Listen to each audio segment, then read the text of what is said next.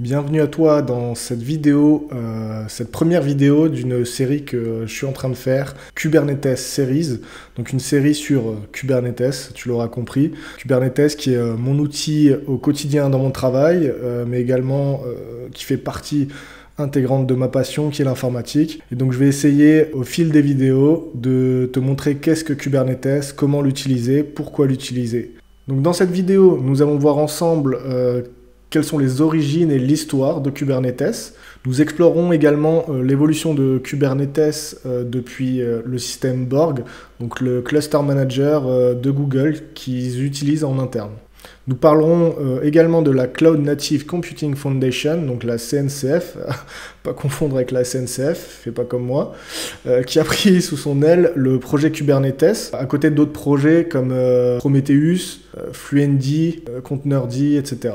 Donc selon le site officiel de Kubernetes, Kubernetes en fait c'est un système open source qui permet d'automatiser le déploiement, la mise à l'échelle et la gestion des applications conteneurisées. Dans la langue grecque ancienne, il fallait savoir que Kubernetes signifie barreur ou pilote. En fait, Kubernetes est en quelque sorte le pilote d'un porte-conteneur, si tu veux. C'est en 2014 que Google a choisi le nom Kubernetes pour sa plateforme de déploiement et de gestion de conteneurs. Et c'est également à cette période-là donc qu'ils ont choisi le logo maintenant connu de partout, qui est le gouvernail à 7 barres. Alors, il faut savoir que les 7 rayons de ce gouvernail en fait, font référence à Seven of Nine, en fait, qui était le nom originel du projet Kubernetes. Projet qui était alors en fait le développement supplémentaire du projet interne à Google Borg, le gestionnaire de clusters qu'ils emploient en fait en interne pour gérer les conteneurs.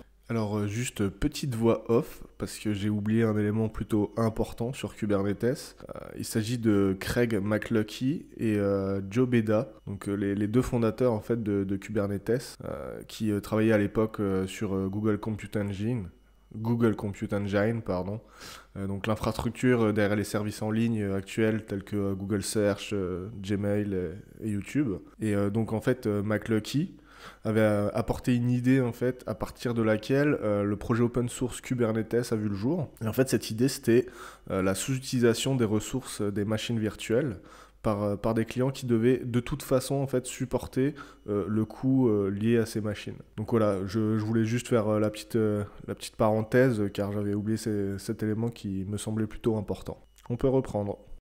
Donc cette allusion en fait à Seven of Nine, ça fait pas référence à l'Antiquité classique, tu t'en doutes, mais en fait, si t'es connaisseur peut-être, à l'univers de Star Trek, avec le personnage emblématique que j'ai adoré d'ailleurs. Si t'as pas vu encore ce Star Trek, c'est sur le Voyager il me semble, de Seven of Nine, donc en fait une Borg qui a été incorporée à l'équipage de Voyager.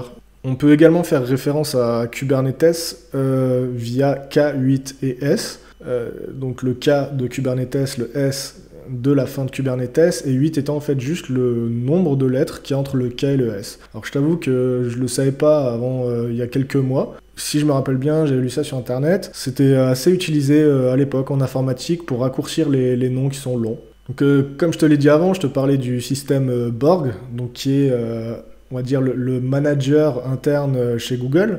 Kubernetes est très inspiré de ce système. Depuis, ça fait 10 ans qu'il l'utilise, et le projet Kubernetes est en fait écrit en Go et distribué sous licence Apache V2, donc Apache licence version 2.0. La première release de Kubernetes a été faite donc sa version 1.0 en juillet 2015. Kubernetes a ensuite été donné à la CNCF, donc à la Cloud Native Computing Foundation par Google. Et pour finir, les nouvelles releases de Kubernetes suivent un cycle de 3 mois. À l'heure où je fais cette vidéo, il me semble qu'on est à la 1.18 et des bananes. Donc voilà, c'était la première vidéo sur Kubernetes où on a rapidement parlé de ses origines et un peu de son histoire.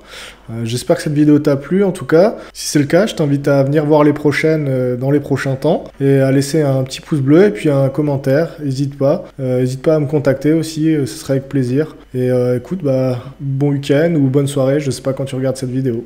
Ciao!